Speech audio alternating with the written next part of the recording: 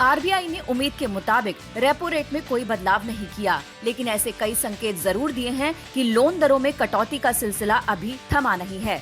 दूसरी छमाही में महंगाई दर के कंट्रोल होते ही आरबीआई एक बार फिर दिवाली के आसपास रेपो रेट में कटौती कर सकता है। लेकिन आरबीआई ने पॉलिसी में लोन मोरेटोरियम पर कोई ऐलान नहीं किया है, लेकिन वन टाइम लोन रीस्ट्रक्चरिंग का ऐलान करके आरबीआई ने मोरेटोरियम आगे न बढ़ाने के संकेत दिए हैं। It has been decided to provide a window to enable lenders to implement a resolution plan in respect of eligible corporate exposures without change in ownership as well as in respect of personal loans.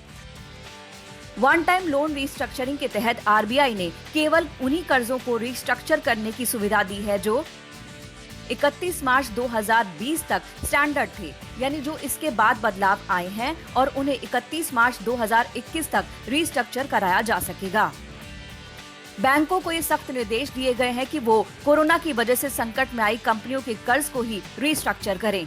लेनदारों के resolution plan की मंजूरी देने से पहले बैंकों को उसकी वैधता की भी तफसील से जांच करनी होगी। कारोबारियों का मानना है कि लोन मोरेटोरियम न बढ़ाए जाने की दशा में ये स्कीम लचीले नियमों के साथ आनी चाहिए।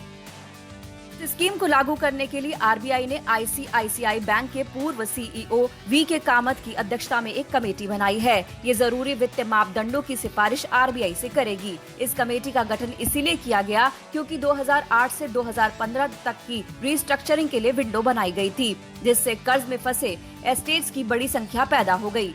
कारोबारियों का ये भी मानना है कि सीमित एनपीए ना बढ़ने देने का ख्याल तो रखे ही, साथ ही इस स्कीम का फायदा जरूरतमंद तक पहुंचाने पर भी ध्यान दें। आरबीआई जो रिस्ट्रक्चरिंग की बात कर रही है, जो एनपीए अकाउंट हो रहे थे, इसमें कोई डाउट नहीं है। इसमें रिस्ट्रक्चरिंग करने से व्यापारी आदमी को जो डूब रहे थे, डूबने वाले थे, या अभी जो कोविड की वजह से दिक्कत आई है, इसमें मुझे लग रहा है कि काफ़ी फ़ायदा होगा और इंडस्ट्री को काफ़ी सपोर्ट मिलेगी और मुझे लगता है कि काफ़ी बिजनेस भी उठेगा, इससे फ़ायदा होगा। अबाउट द पैंडेमिक आरबीआई ने बहुत प्रोएक्टिव रोल प्ले किया है and it must be appreciated. साथ ही में जो पिछले हफ्ते गवर्नमेंट ने एमएसएमई इमरजेंसी क्रेडिट स्कीम को 25 करोड़ से 50 करोड़ किया है, ये भी बहुत वेलकम एंड पॉजिटिव न्यूज़ है। आई थिंक ये दोनों न्यूज़ कंबाइन करके बहुत लिक्विडिटी लेकर आएंगे सिस्टम में एंड साथ साथ में पॉजिटिविटी भी लेकर आएंगे।